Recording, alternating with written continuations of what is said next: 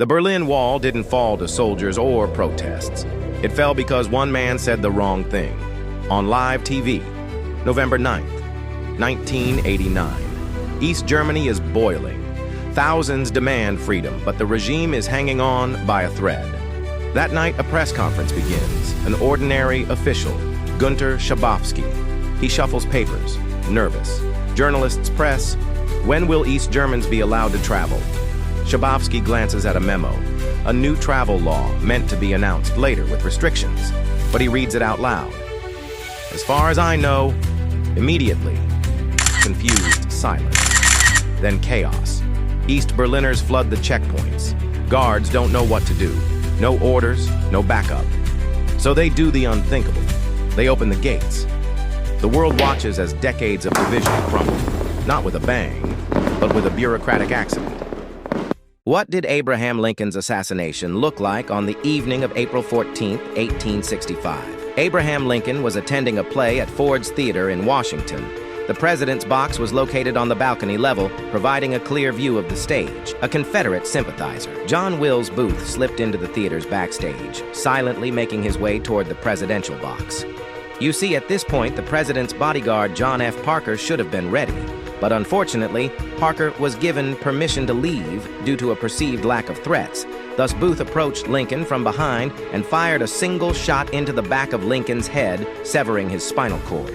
The sound of the gunshot startled the audience, causing confusion and panic. Booth then leaped from the president's box onto the stage, shouting the words, "Sic semper tyrannis! The South is avenged!" Booth managed to escape through a side door, leaving the theater and disappearing into the night. A former sex worker who became the most powerful pirate in history. Not Jack Sparrow, not Blackbeard, her.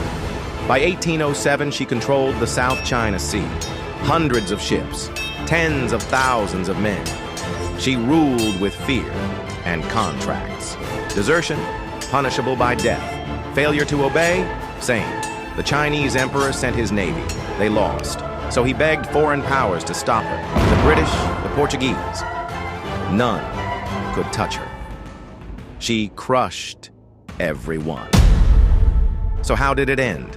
She retired, negotiated a full pardon, kept her fortune, and lived peacefully, but running a gambling house. The world's greatest pirate never died in battle. She walked away. Just astronomer? Tycho Brahe was the wildest astronomer in history.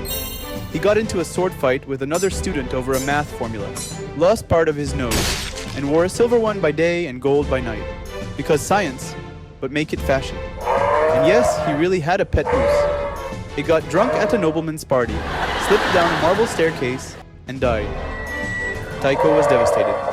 But here's where chaos meets genius.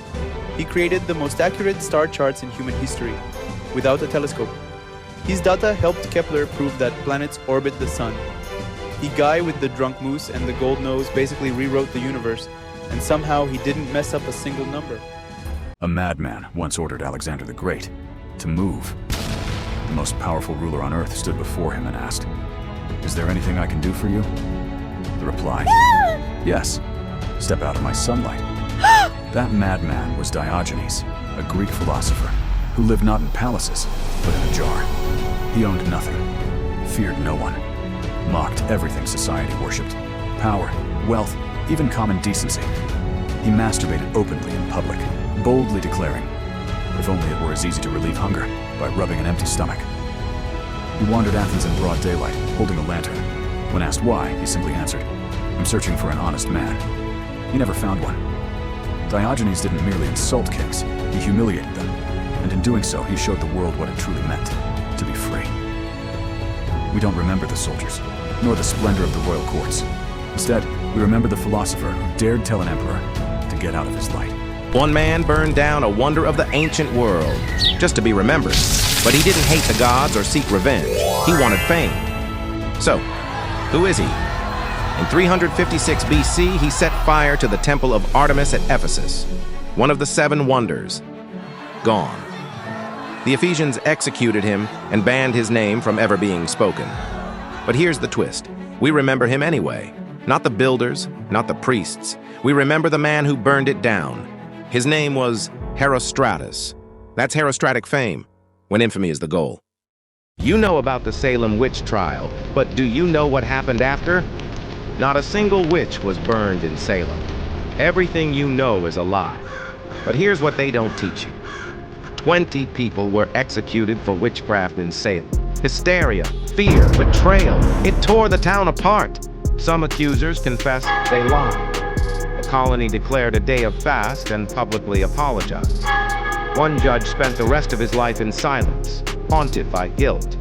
And the government paid money, actual restitution, to the families of the victims. Even more shocking, when the governor's own wife was accused, he finally ended the trials. Salem's judges later admitted their fatal mistake. Mass hysteria had become a death sentence.